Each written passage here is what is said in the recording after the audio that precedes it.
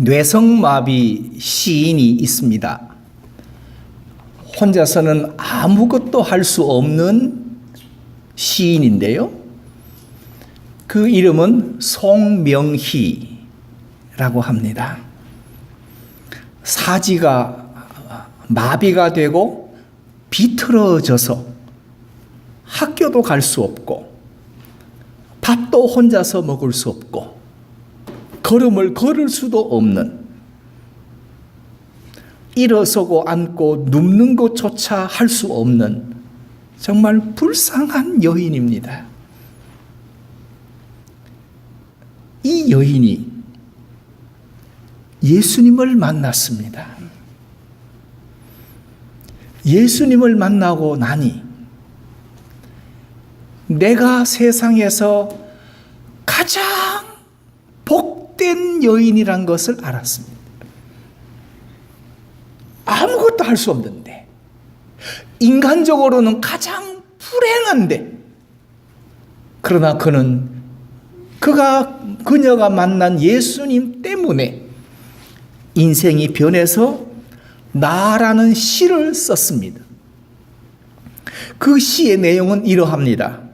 나 가진 재물 없으나, 나 남이 가진 지식 없으나, 나 남에게 있는 건강 있지 않으나, 나 남이 없는 것 있으니, 나 남이 못 본 것을 보았고, 나 남이 듣지 못한 음성 들었고, 나 남이 받지 못한 사랑 받았고, 나 남이 모르는 것 깨달았네.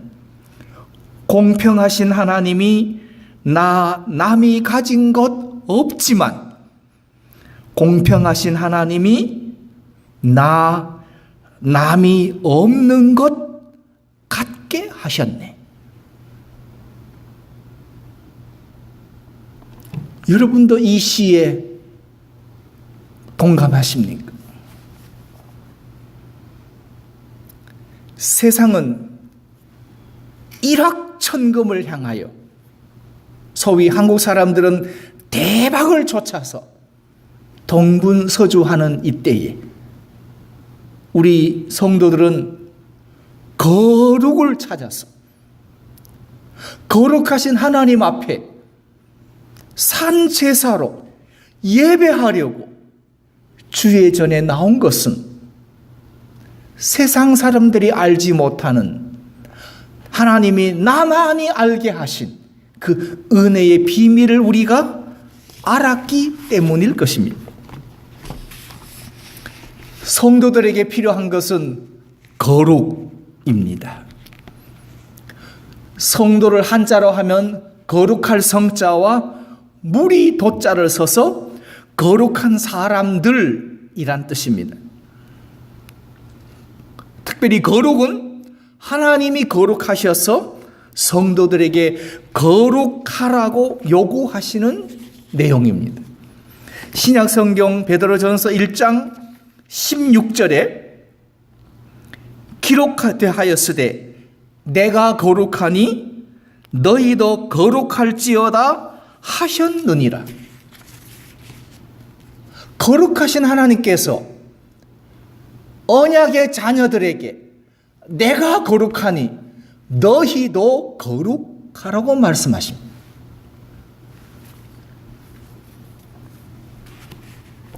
여기 있는 피아노는 조율이 되지 않아도 그건 피아노입니다. 조율이 되지 않았다고 저게 피아노가 아니라고 할 사람은 없습니다. 왜냐하면 사람들은 외모, 외형을 보고 피아노라고 합니다.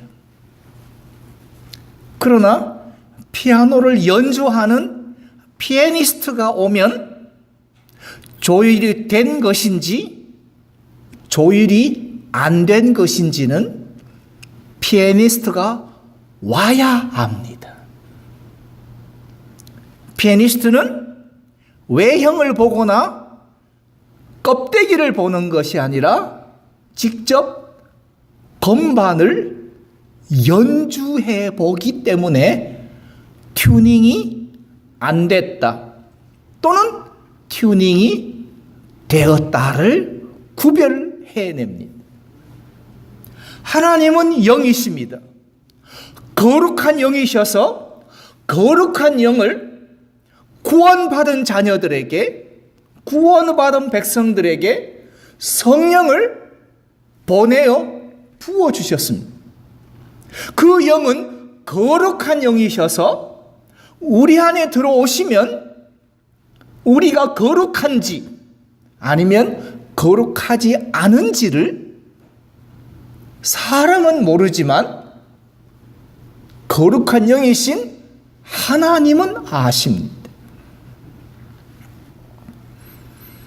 성도들이 세상에 살면서 무엇을 보고 추구해야 하는가를 생각하자면 거룩을 보고 거룩을 따르고 거룩을 배우고 거룩을 추구하셔야 합니다. 미국 회사에는 그 직원들에게 요구하는 근무 복장 규정이 있습니다. 드레스 코드라고 하는데요. 한 번은 저희 아이 회사의 사무실에 이제 한번 들어가 봤더니 우리 아이가 저를 이끌고 어떤 사람의 그 사무실 테이블이 있는 데를 데리고 가요. 가서 하는 말이 여기는 삼성에서 파견된 한국 삼성전자에서 이제 여기 미국 회사로 파견되어 나온 근무하는 사람들의 자리라는 거예요. 그런데 책상 밑에 가지런히 샌들, 한국말로 쓰레빠가 책상 밑에 가지런히 놓여 있습니다. 그래서 저희 아이에게 이게 뭐냐고 물었더니 미국 회사에서는 공장에 들어갈 때 신는 신발이 따로 있고 사무실에서 신는 신발 규정이 따로 있답니다. 절대로 사무실에서나 공장에서 쓰레빠는 절대 신으면 안 된답니다. 그게 근무 복장 규정이랍니다. 드레스 코드라고 하는.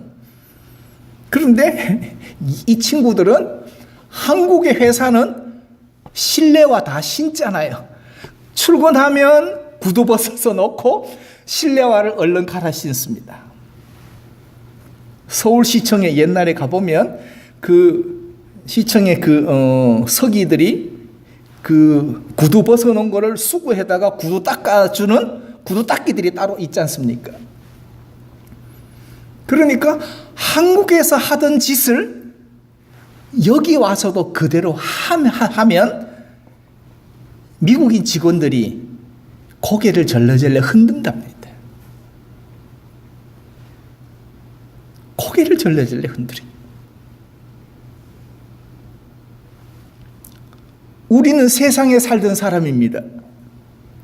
하나님을 모르고 예수를 모르고 거룩도 모르고 살던 사람입니다. 내가 잘나서, 내가 똑똑해서, 내가 유명해서, 내가 능력이 많아서, 내가 잘 나가던 사람입니다.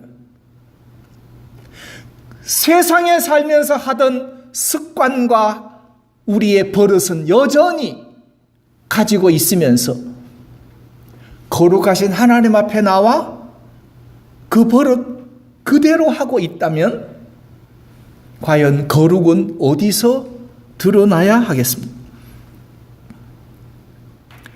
모세는 출애굽하여 광야 생활하면서 카데스 바네아라고 하는 거룩해야 하는 곳입니다.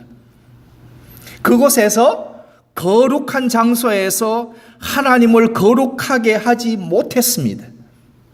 하나님께서는 반석을 향하여 명하라고 하셨는데 모세는 경로해서 지팡이로 반석을 2번 쳤습니다.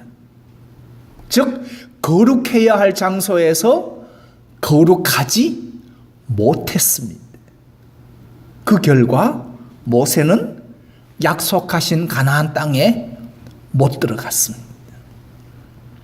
성도가 거룩해야 할 곳에서 거룩하지 못하면 영광된 하나님의 나라의 상속을 받지 못한다는 거예요. 교회와 성도는 예배와 삶을 통해서 하나님을 거룩하게 해야 합니다. 오늘도 이 날씨 좋은 날 등산 가기 좋고 또 골프하기 아주 기가 막힌 날씨입니다. 그런데 우리는 하나님 앞에 예배하러 나온 거룩한 백성입니다. 오늘 여러분은 예배를 통하여 하나님을 거룩하게 하는 일에 성공하셨습니다. 하나님은 소돔과 고모라를 불바다로 만들었습니다. 오늘 성경에 있는 것처럼 여호와께서 하늘 곧 여호와에게로서 유황과 불을 비같이 소돔과 고모라에 내리셨습니다. 소돔과 고모라 상을 아주 불바다로 만들었습니다. 순식간에 소돔과 고모라 성 주변은 불타 없어졌습니다. 이 광경을 아브라함은 멀리서 지켜봅니다. 그 성을 보면서 아브라함이 무슨 생각을 했겠습니까? 성도에게 성공이 아니라 거룩이 중요합니다. 그렇다면 어떻게 해야 할까요? 첫째로 선택이 중요합니다. 선택이 중요합니다. 하나님은 거룩하신 하나님이십니다. 레위기 11장에서도 내가 거룩하니 너희도 거룩할지어다 말씀하셨습니다. 또한 거룩한 영이신 성령께서 우리 안에 오셔서 우리를 거룩하게 하십니다. 그렇다면 우리는 거룩하신 하나님 앞에 예배하며 거룩한 영이 우리에게 오셔서 우리를 거룩하게 변화시켜 주신다면 우리는 거룩을 선택하셔야 합니다. 선택이 우리의 인생을 좌우합니다. 창세기 13장으로 올라가 보면 아브라함과 롯 사이에 갈등거리가 생겼습니다. 땅은 좁고 그리고 양들은 많아지니까 먹을 양식, 마실 물, 차지할 땅이 좁아지자 집안 사람과 목동끼리 서로 다툼이 생겼습니다. 내가 어느 쪽을 선택하든지 나는 정반대편을 선택하겠다. 그래서 롯이 삼촌보다 자기가 조카인 롯이 먼저 선택을 합니다. 창세기 13장 10절에 보면 그의 선택의 기준은 눈에 보이는 대로 물과 풀이 많고 또 그렇게도 모든 사람들의 생각하고 꿈꾸는 에덴 동산 같고 기근이 들어도 문제없는 애굽 같은 소돔이 좋아 보였습니다. 한마디로 이상과 현실 두 가지를 다 만족시키는 금상첨화의 땅이 소돔 땅이었습니다. 눈을 가진 사람이라면 누구든지 기름지고 물이 넉넉한 비옥한 땅을 선택할 것입니다. 롯은 그 땅을 선택합니다. 물질 중심의 가치관을 가진 사람이었습니다. 그러나 그는 현재만 보고 미래를 못 봅니다. 성도는 현재만 사는 것을 성도라고 하지 않습니다. 성도는 현재와 동시에 종말을 사는 것이 성도입니다. 겉만 보고 실상을 못 보았습니다. 신앙에 근거한 선택이 아니라 현세적인 욕망과 자기 필요에 의한 선택을 했습니다. 롯은 하나님을 안 믿는 것이 아닙니다. 하나님을 믿는 사람입니다. 그런데 다만 가치관이 다를 뿐입니다. 이 땅의 기독교인들이 하나님을 안 믿습니까? 하나님은 다 믿습니다. 예수님도 믿습니다. 십자가도 압니다. 구원의 은혜에 감사할 줄도 압니다. 헌금할 줄도 알고 찬송도 부를 줄 압니다. 그런데 가치관이 다를 뿐입니다. 즉 아브라함 같은 기독교인이 있고 롯과 같은 기독교인도 있다는 말입니다. 쉬운 말로 바꾸면 현재만 보고 사는 기독교인도 있지만 현재와 그리고 종말과 하나님 나라를 보고 사는 기독교인도 있다는 말입니다. 롯과 같은 기독교인을 성도라고 부르지 않습니다. 그런 사람은 교인이라고 합니다. 그러나 아브라함과 같은 믿음을 가진 사람을 성경은 거룩할 성자 무리 도자를 써서 성도라고 합니다. 롯은 하나님을 믿는 사람입니다. 그런데 생각도 삶의 목표도 행동 원리도 가치관도 아브라함과는 다른 사람이었습니다. 롯은 믿음도 좋지만 현실을 더 중요시했습니다. 한편으로는 믿고 다른 한편으로는 세상적으로 편하게 살기를 원했습니다. 즉 한마디로 표현하면 믿음대로 살아봤자 소용없더라. 돈이 최고야. 건강이 최고지. 아이고 믿음으로 산다고 누가 그 소용없더라. 돈이 최고더라. 는 사고방식을 가진 사람이었습니다. 그래서 현실 중심으로 살기로 하고 소돔성을 선택합니다. 여러분 앞에 소돔 땅과 그리고 삭막한 사막 땅이 주어졌을 때 여러분은 어느 땅을 선택하시겠습니까? 롯은 철저한 현실주의자입니다. 말씀을 믿고 그리고 모험하는 사람이 아닙니다. 세상의 원리에 의해서 선택하고 그렇게 살아가는 사람입니다. 즉 믿음을 현실로 바꾸어 살아가는 사람이란 말입니다. 그러나 성도는 여러분은 믿음의 모험을 사는 사람입니다. 보이는 세상에 살면서 보이지 아니하는 하나님을 믿고 보이지 아니하는 거룩함을 따르고 하나님을 의지하고 순종하고 말씀대로 사는 사람입니다.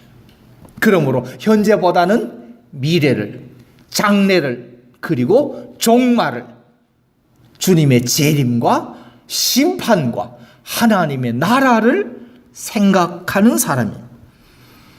보이는 것보다 보이지 않는 것을 선택하며 살아야 합니다.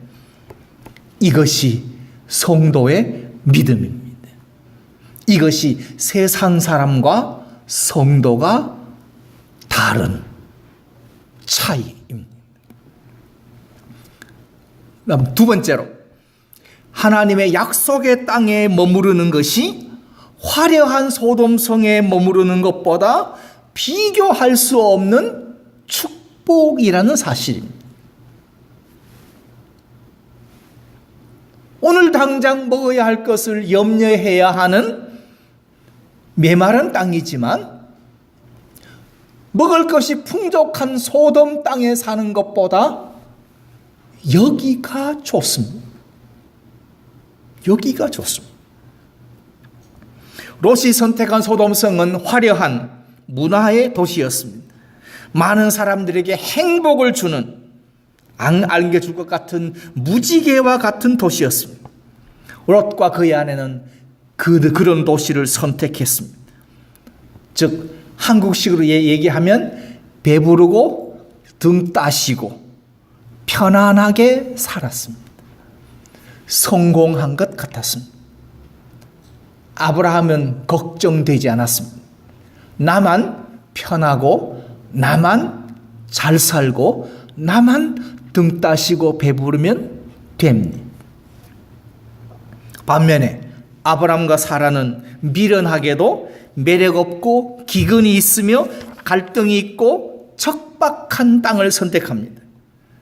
그곳에서 아브라함은 메마름과 굶주림과 목마름과 그리고 고독한 삶을 삽니다.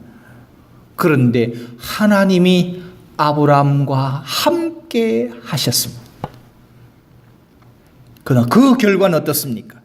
하나님이 함께 하지 아니하는 소돔과 고모라 성은 잿더미가 됩니다. 그러나 하나님이 함께 하시는 아브라함은 동서남북을 두루 다니며 발바닥으로 밟는 땅을 그의 소유와 기업이 되게 하셨습니다. 신앙생활을 하면서 우리가 받는 복이란 육신적인 것이 아닙니다. 영적인 것입니다. 그러므로 현재가 아닌 미래, 장래, 종말입니다. 지금 이 땅의 것을 받아 누리는 것보다는 미래 천국에서 영생을 받아 누리는 것이 진정한 복입니다. 이처럼 영적이고 영원한 것을 추구하다 보면 믿음을 지키기 위해서는 이 세상에 있는 현재적인 것들을 버려야 할 때가 많습니다. 그래서 수요일 날 성경 공부하는 시간에 제가 한번 말씀드린 적이 있습니다. 내가 가진 것을 버리지 않으면 결국은 내가 버려진다. 내가 손에 쥐고 있는 것을 버리지 않으면 필경 나중에는 내가 버려지는 겁니다. 마지막 심판대 앞에 섰을 때에 하나님께서 우리의 거룩을 찾으실 때 하나님 앞에 내어놓을 거룩이 하나도 없다면 우리는 버려집니다. 그래서 내가 버리지 않으면 내가 버려진다. 그러므로 세 번째로 성공이 아니라 거룩함이어야 합니다. 아브라함은 믿음을 선택했고 롯은 현실을 선택했습니다. 아브라함은 믿음을 따라서 현실을 버리고 거룩하게 살고자 하는 사람이었습니다. 성공만을 좋아하지 마십시오. 거룩하게 살려고 몸부림치십시오. 이 거룩하는 길을 가는 동안에 당하는 고난을 피하려고 하지 마십시오. 우리 주님이 40일 금식기도 하실 때에 사단이 와서 유혹합니다. 돌을 주면서 너 배고프지? 이 돌로 떡덩이가 되게 해봐 라고 줍니다. 예수님은 100% 하나님이시기 때문에 돌덩이를 떡으로 만들 수 있는 분입니다. 능력이 있습니다. 그런데 예수님은 포기하십니다. 왜냐하면 돌덩이를 떡으로 만들어 먹는 것은 거룩한 것이 아니기 때문입니다. 믿는 자가 해야 할 방법이 아니기 때문에 예수님은 거부하시고 포기하시면서 사람이 떡으로만 사는 것이 아니다. 사람은 하나님의 말씀으로 산다. 고 마귀를 물리치셨습니다. 사람들은 항상 편하기를 바랍니다. 불행이나 그리고 고생이 없었으면 하고 바랍니다. 그런데 그 편안함의 행복함의 기준은 세상입니다. 가진 것들과 눈에 보이는 것들입니다. 그러므로 성도의 기도, 거룩한 백성의 기도는 세상에서 잘 살게 해 주십시오, 잘 되게 해 주십시오가 아니라 어찌하든지 믿음으로 거룩하게 살게 해 주십시오. 이게 성도의 기도가 되어야 합니다. 어디를 가든지 누구를 만나든지 무슨 일을 하든지 잘 살고 잘 되는 것이 목적이 아니라 믿음은 믿음대로 거룩하게 살게 해 주십시오. 왜냐하면 성도에게 성공이 아니라 거룩함이 목적이기 때문입니다. 그러므로 마지막 네 번째로 이제 인생은 전체를 봐야 합니다. 즉 알파에서 오메가를 봐야 합니다. 싹둑 잘라서 오늘 것만 들이내미는 것이 아니라 전체를 봐야 합니다.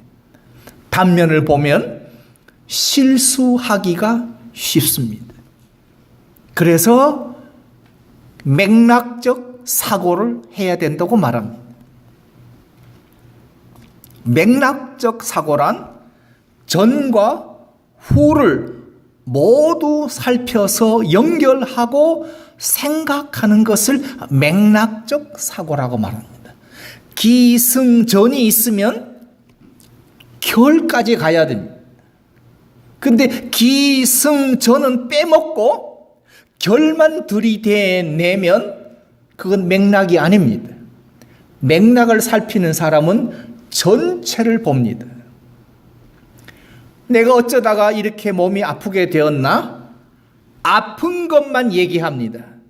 그러나 맥락적 사고를 하면 그 병은 내가 만들었습니다. 내 사고방식, 내 생활방식, 내 습관, 나의 부정적인 마음가짐, 나의 근심과 염려, 이런 모든 것들이 나를 병들게 한 것이지 맥락적인 사고 전체를 보지 않고 아픈 것만 얘기하면 의사는 아픈 것을 듣고 약만 줍니다. 그건 의사입니다. 그러나 하나님은 우리의 전체를 보십니다. 인생을 단편이 아닌 입체적 종합적으로 생각하고 살펴보십시오. 자신의 인생을 종합적으로 보십시오. 인생에는 반드시 변수가 있습니다. 인생은 확고하게 정해진 것은 아무것도 없습니다. 그런데 그 변수의 주관자는 하나님이십니다. 하나님이십니다. 롯은 보이는 대로 술술 인생이 풀리는 줄 알았습니다. 그러나 그것이 불과 유황으로 불타버립니다. 이것은 롯의 계획 속에 없었습니다. 그가 눈으로 본 것과 그가 선택한 것은 성공밖에 없었습니다. 왜요? 그는 단면을 봤습니다. 그러나 전체를 보시는 하나님 앞에 성경은 이렇게 말합니다. 하나님이 심판하시기 전이었는 고로 여호와의 동산 같고 애굽 땅과 같았더라. 여호와의 동산과 애굽 땅 말씀 앞에 성경은 여호와께서 소돔과 고모라를 멸하시기 전이었다. 그리고 13장 13절에 소돔 사람은 악하여 여호와 앞에 큰 죄인이었더라. 조금만 눈을 돌리면 악하고 죄인을 볼 수 있는데도 롯은 그냥 직진만 했습니다. 변수의 주관자인 하나님의 뜻을 알고 살아야 하며 그 뜻에 우리는 복종하며 살아야 하겠습니다. 이것을 알고 살아가기 위해서는 말씀을 읽고 그리고 기도하며 살아야 합니다. 많은 기도하는 분들이 실수하는 것 중에 하나가 말씀을 소홀히 해서 문제가 생깁니다. 또 말씀만 연구하는 사람이 실수하기 쉬운 것은 기도를 게을리해서 그랬습니다. 말씀과 기도는 언제나 병행해야 합니다. 어느 하나에 치우치면 우리는 선택에서 실수하게 됩니다. 하나님은 자기의 택하신 백성들에게 현세와 내세에 아주 있어서 가장 좋은 것으로 주신다고 성경은 말씀하십니다. 우리의 인생 결론은 선과 거룩과 영생이 기다리고 있습니다. 그런데 예수님의 인생을 생각해 보면 예수님의 인생은 인간적으로 보면 실패자입니다. 머리 둘 곳마저 예수님은 없었습니다. 그리고 마지막에는 제자에게 배신당했습니다. 그리고 십자가에서 채찍에 맞아 옆구리가 창에 찔려서 물과 피를 다 쏟으시며 죽으셨습니다. 이것은 누가 봐도 실패요, 멸시였습니다. 그런데 사흘 만에 대세가 바뀌었습니다. 예수님이 부활하심으로 승리자가 되셨습니다. 죽음을 이기시고 일어나신 겁니다.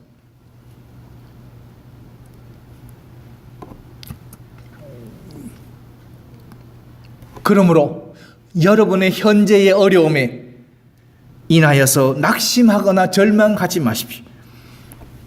멀리 보십시오. 앞을 보십시오. 하나님의 인도와 섭리를 보십시오. 결코 내버려 두지 아니하신 내 인생에 간섭하셔서 그의 충성된 종이 되게 하시고 거룩한 백성 삼아 주실 하나님의 인도를 보십시오. 많이 가질 수도 있고 적게 가질 수도 있습니다. 처질 수도 있고 앞설 수도 있습니다. 그러나 가진 것이 전부가 아니요, 앞선 것이 전부가 아니라 처진 것도 전부가 아닙니다. 나에게만 주신, 하나님께서 택하여 불러주시고 십자가로 구속하여 주신 성도에게는 나에게만 주신 특별한 은혜가 있습니다. 특별한 보물이 있습니다. 뇌성마비 시인 송명희에게는 남이 가진 것 없지만 남에게 없는 것 내게는 있다. 남이 보지 못한 것 보았고 남이 듣지 못한 음성 나는 들었다. 그것이 뇌성마비 시인에게는 그것이 보물이었습니다. 그것을 찾으십시다. 방주교의 성도로서 나에게만 주신 하나님의 은혜가 무엇입니까? 여러분에게만 주신 보물이 분명히 있습니다. 여러분이 그것을 놓치고 살아왔습니다. 어디 있는지 찾으십시오. 그것을 찾아서 회복하십시오. 첫사랑을 어디서 잃어버렸는지 찾아서 그 첫사랑을 회복하셔야 우리가 거룩한 성도가 될 수 있습니다. 또한 세상 것으로 인해서 기쁨을 찾지 말고 하나님을 인하여 기뻐하십시다. 느헤미야 8장 10절에서 여호와를 기뻐하는 것이 나의 힘이다. 여호와를 기뻐하는 것이 나의 힘이다. 주일 교회 와서 예배하여 1시간 예배하는 이 은혜와 기쁨이 남은 일주일의 시간을 충만한 은혜로 채워도 남을 만한 은혜와 기쁨이 이 1시간에 채워져야 합니다. 이 1시간의 은혜와 기쁨, 이 한 시간에 주시는 하나님의 말씀과 찬송이 우리의 남은 일주일의 생애를 넉넉하게 감당하고도 남을 만큼 이 한 시간의 예배가 여러분과 저에게는 축복이고 은혜고 그리고 세상이 알지 못하는 보물입니다. 그러므로 이 예배에 목숨을 거십시다. 여호와를 기뻐하는 것이 나의 힘이요 여호와를 기뻐하여 예배하는 것이 방주교회의 보물이 방주교회 성도의 보물이다. 이 고백과 이 감사가 추수감사를 앞둔 우리 방주교회에 넘치는 은혜가 되기를 바랍니다.